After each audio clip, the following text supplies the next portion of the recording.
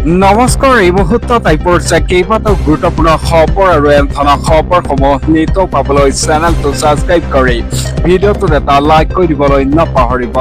তেন্তে বলক দেৰি নকৰি খবৰকেইটা আৰম্ভ কৰোঁ। দৰ্শকসকল দিব লৈছো প্ৰথমটো খবৰ, এটা ব্ৰেকিং নিউজ আহি পৰিছে। মোক জামিন দিয়ক, মই ঘৰলৈ যাব বিচাৰো। এবাৰ জামিন বিচাৰি আবেদন কৰে জুবিন গাৰ্গৰ ঘটনাৰ অন্যতম অভিযুক্ত কাৰাবন্দী শেখৰজ্যোতি গোস্বামী।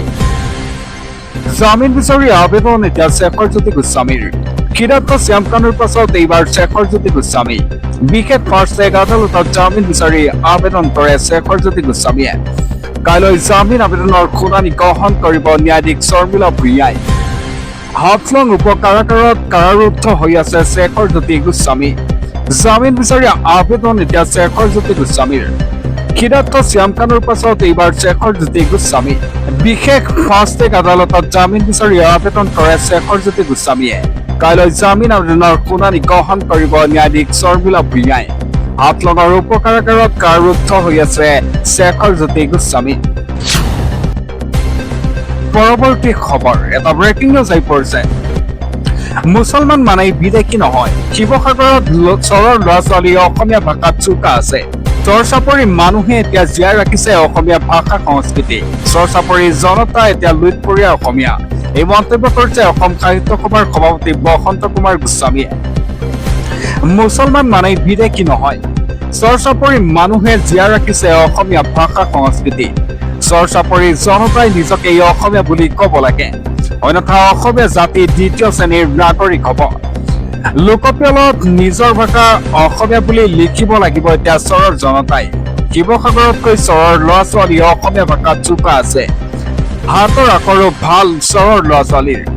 এতিয়া শিৱসাগৰত অসমীয়া বিষয়ত ফেইল কৰা ল'ৰা ছোৱালী বহুত আছে, কিন্তু চৰত অসমীয়া বিষয়ত ফেইল কৰা ল'ৰা ছোৱালী নাই। এটা চৰ-চাপৰি জনতাই লুইতপৰীয়া অসমীয়া। মন্তব্য কৰিছে অসম সাহিত্য সভাৰ সভাপতি বসন্ত কুমাৰ গোস্বামীয়ে। মুছলমান মানে এতিয়া বিদেশী নহয় বুলি মন্তব্য কৰিছে বসন্ত কুমাৰ গোস্বামীয়ে। পৰৱৰ্তী খবৰ, নামনি অসমত এতিয়া বতৰৰ ভয়ংকৰ ৰূপ। ঘণ্টাত প্ৰায় 50 কিলোমিটাৰ বেগেৰে বলিছে এতিয়া ধুমুহা। ৰাজপথত দুফালি পৰিছে প্ৰকাণ্ড গছ আৰু হাহাকাৰময় পৰিস্থিতি। আপোনাৰ অঞ্চলত বতৰ কেনেকুৱা আমাক কমেণ্ট বক্সত জনাব পাৰিব। নামনি অসমত এতিয়া বতৰৰ ৰুদ্ৰ মুক্তি। প্ৰতি ঘণ্টাত প্ৰায় 50 কিলোমিটাৰ বেগেৰে বলিছে ধুমুহা। বতৰ বিজ্ঞান কেন্দ্ৰৰ সতৰ্কবাণীৰ পিছতেই আৰম্ভ হৈছে তাণ্ডৱ লীলা। ৰাজ্যৰ কেইবাখনো জিলাত এতিয়া য়েলো এলাৰ্ট জাৰি কৰাৰ লগতে অৰেঞ্জ এলাৰ্ট জাৰি কৰিছে। ধুবুৰী, দক্ষিণ শালমৰা, গোৱালপাৰা, কোকৰাঝাৰ, চিৰাং, বাক্সা, বৰপেটা আৰু বঙাইগাঁৱত এলাৰ্ট জাৰি কৰে। বৰজাৱলী, তামুলপুৰ, নলবাৰী, কামৰূপ মেট্ৰ, পশ্চিম কাৰ্বি আংলং আৰু গোলাঘাটতো য়েলো এলাৰ্ট জাৰি কৰে বতৰ বিজ্ঞান কেন্দ্ৰই। শোণিতপুৰ, বিশ্বনাথ, লখিমপুৰ, ধেমাজি, যোৰহাট, মাজুলী, ডিব্ৰুগড় আৰু তিনিচুকীয়াত য়েলো এলাৰ্ট জাৰি কৰিছে বতৰ বিজ্ঞান কেন্দ্ৰই। এটা ডিমা হাছাও, কাছাৰ আৰু হাইলাকান্দি আৰু শ্ৰীভূমি জিলাত অৰেঞ্জ এলাৰ্ট জাৰি কৰে। গোসাইগাঁৱতো আৰম্ভ হৈছে এতিয়া প্ৰচণ্ড ধুমুহা। ৰাজপথত দুফালি পৰিছে প্ৰকাণ্ড গছ। বিভিন্ন প্ৰান্তত এতিয়া বিস্তৰ ক্ষতি সাধন হয়।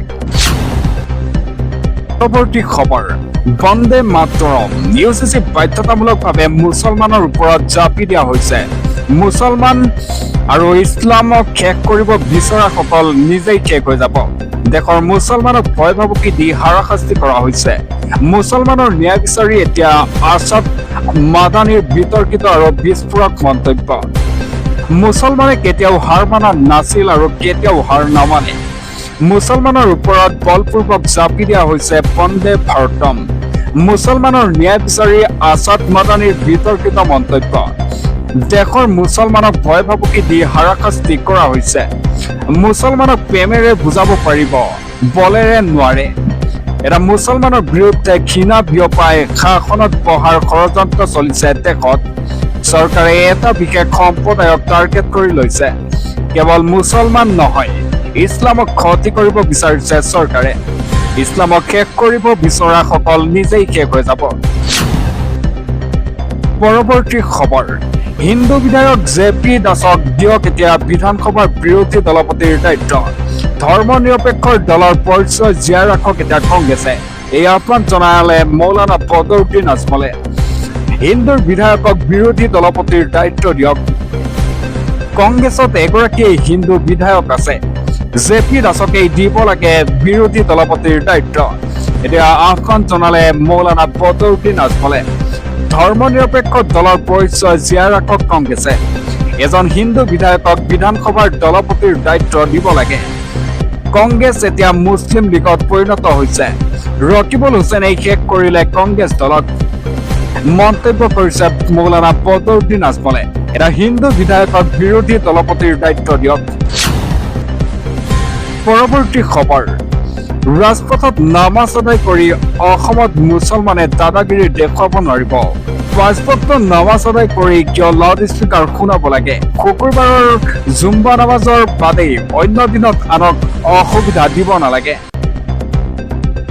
ৰাজপথত নামাজ আদায় কৰি দাদাগিৰি কৰিব নোৱাৰিব এতিয়া মুছলমানে বংগত যি দাদাগিৰি দেখুৱাই সেয়া অসমত কোনো পধ্যেই নচলিব ধৰ্ম কৰে অন্তৰ পৰা কৰক লাউড স্পীকাৰত আজান দি নহয় শুকুৰবাৰে জুম্বা নামাজৰ বাদে অন্য দিনত আনক অসুবিধা দিব নালাগে এতিয়া নামাজক আদায় কৰি কিয় লাউড স্পীকাৰত শুনাব লাগে ৰাজপথত নামাজ আদায় লাউড স্পীকাৰত আজানত লৈ সিদ্ধান্ত লওক মুখ্যমন্ত্ৰীয়ে পশ্চিমবংগৰ বিজেপি চৰকাৰৰ সিদ্ধান্তক এতিয়া ধন্যবাদ জনাইছো নামাজ আদায়ক লৈ মন্তব্য কৰিছে বিধায়ক দিগন্ত কলিতাই ৰাজপথত এতিয়া নামাজ আদায় কৰি দাদাগিৰি কৰিব নোৱাৰিব মুছলমান লোকে এই মন্তব্য কৰিছে বিজেপিৰ বিধায়ক দিগন্ত কলিতাই পৰৱৰ্তী খবৰ ইবোলা ভাইৰাছে সৃষ্টি কৰিছে তাকৰ ইজনৰ পিছত সিজন লোকৰ দেহলৈ সংক্ৰমিত ইবোলা ভাইৰাছ প্ৰাণ হেৰুৱালে এতিয়া 87 জনে 336 জনৰ দেহত এতিয়া ইবোলাৰ অৱস্থিতি আন্তঃৰাষ্ট্ৰীয় জনস্বাস্থ্যৰ জৰুৰীকালীন অৱস্থাত ঘোষণা কৰে WHO মাৰাত্মক ৰূপত সংক্ৰমিত হৈছে এতিয়া ইবোলা ভাইৰাছ ইবোলাৰ সংক্ৰমণত বৰ্তমানলৈ 87 জনৰ মৃত্যু হয় 336 জনৰ দেহত হোৱা গৈছে এতিয়া ইবোলা ভাইৰাছৰ সংক্ৰমণ আন্তঃৰাষ্ট্ৰীয় জনস্বাস্থ্য জৰুৰীকালীন অৱস্থাৰ ঘোষণা কৰে WHO বৰ্তমানলৈকে উদ্ভাৱন হোৱা নাই ইবোলাৰ প্ৰতিৰোধৰ কোনো নিৰ্দিষ্ট ভেকচিন কংগো ইউগাণ্ডাৰ মহামাৰীৰ ৰূপ লৈছে এতিয়া ইবোলা ভাইৰাছে দেশখনত অতি ভয়াৱহ হ'ব পাৰে ইবোলাৰ সংক্ৰমণ এটা ইবোলাৰ প্ৰাদুৰ্ভাৱৰ বাবেই WHOৰ জৰুৰীকালীন অৱস্থাৰ ঘোষণা পূৰ্বেও দেশখনত দেখা গৈছিল ইবোলাৰ সংক্ৰমণ এটা বৰ্তমানলৈকে কংগোত 17 বাৰ প্ৰাদুৰ্ভাৱ ঘটিছে ইবোলাৰ শেহতীয়াকৈ ডিচেম্বৰত ইবোলাৰ সংক্ৰমণত মৃত্যু হৈছিল 34 জন লোকৰ এটা মাৰাত্মক ৰূপত সংক্ৰমিত হৈছে ইবোলা ভাইৰাছ ইবোলাৰ সংক্ৰমণত বৰ্তমানলৈ 87 জনৰ মৃত্যু হয় পৰৱৰ্তী খবৰ এটা ব্ৰেকিং নিউজ আহি পৰিছে আকৌ হুৰাহুৰে বাঢ়িব নেকি পেট্ৰল ডিজেলৰ মূল্য খাৰুৱা তেলৰ সংকটৰ মাজতেই বৃহৎ মন্তব্য কৰে ডনাল্ড ট্ৰাম্পৰ মন্তব্যই মাতিব নেকি এটা বিপদ তেলৰ অভাৱত ভুগিব পাৰে দেশ খাৰুৱা তেলৰ সংকটৰ পাছতেই এতিয়া বিশ্ববাসীৰ বাবে ডাঙৰ খবৰ আহি পৰিছে আকৌ বৃদ্ধি পাব নেকি পেট্ৰল ডিজেলৰ মূল্য ডনাল্ড ট্ৰাম্পৰ বৃহৎ মন্তব্যই আকৌ মাতিছে বিপদ ৰাছিয়াৰ পৰা অনা তেলৰ ক্ষেত্ৰত বাধা হৈ থিয় দিব আমেৰিকাই ৰাছিয়াৰ পৰা অনা তেলৰ ক্ষেত্ৰত এতিয়াৰ পৰা নাপাব ৰেহাই ৰাছিয়াৰ পৰা অনা খাৰুৱা তেলৰ ৰেহাই ম্যাদ শেষ বুলি বৃহৎ ঘোষণা কৰে ৰাছিয়াৰ পৰা অহা তেলত বাধা দিলেই ভাৰতৰ বাবে আহিব নিশ্চিত বিপদ ষ্টেট অফ হৰমুজৰ উত্তেজনাৰ মাজতেই ট্ৰাম্পৰ মন্তব্যই লগাইছে এতিয়া হাহাকাৰ খাৰুৱা তেলৰ সংকটৰ পাছতেই বিশ্ববাসীৰ বাবে ডাঙৰ খবৰ আহি পৰিছে আকৌ বৃদ্ধি পাব নেকি পেট্ৰল ডিজেলৰ মূল্য ডনাল্ড ট্ৰাম্পৰ বৃহৎ মন্তব্যই আকৌ মাতিছে বিপদ